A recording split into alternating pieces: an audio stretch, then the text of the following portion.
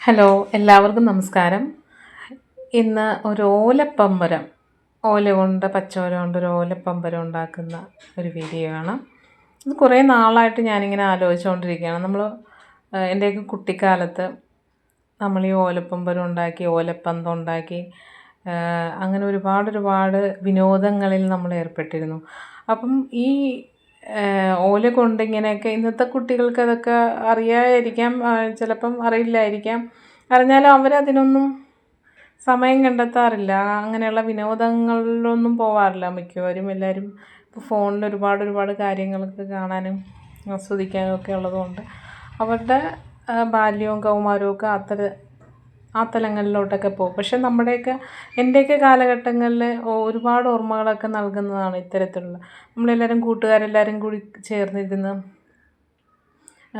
ഓലയൊക്കെ കൊണ്ടുവന്ന് അത് ഇതാക്കി പേര് ഞാനിപ്പോൾ ഒറ്റയ്ക്കൊന്നുമല്ല ചെയ്യണത്. അതൊക്കെ പണ്ടൊക്കെ നമ്മൾ കൂട്ടുകാർ തമ്മിൽ അങ്ങോട്ടും ഇങ്ങോട്ടൊക്കെ ഭയങ്കര സഹകരണവും പിന്നെ ഒരാവശ്യത്തിന് അങ്ങോട്ടും ഇങ്ങോട്ടൊക്കെ ഓടി വന്ന് ഓരോ കാര്യങ്ങളൊക്കെ കളിയിലാണെങ്കിലും ഒക്കെ കൂട്ടായ്മയൊക്കെ നമുക്കുണ്ടായിരുന്നു.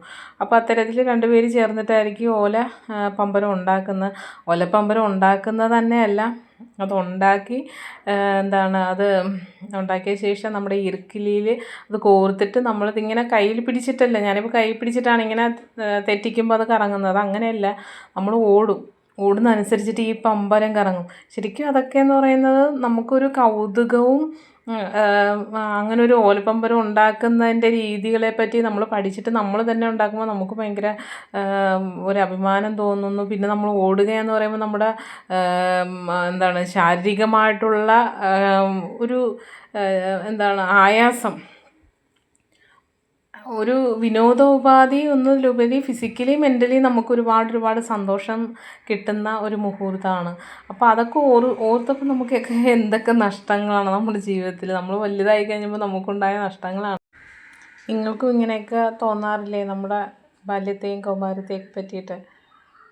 ഈ വീഡിയോ ഇഷ്ടപ്പെടുകയാണെങ്കിൽ നിങ്ങൾ ലൈക്ക് തരണമെന്നും ചാനൽ സബ്സ്ക്രൈബ് ചെയ്യണമെന്നും ഓർമ്മിപ്പിക്കുകയാണ്. ടാറ്റാ.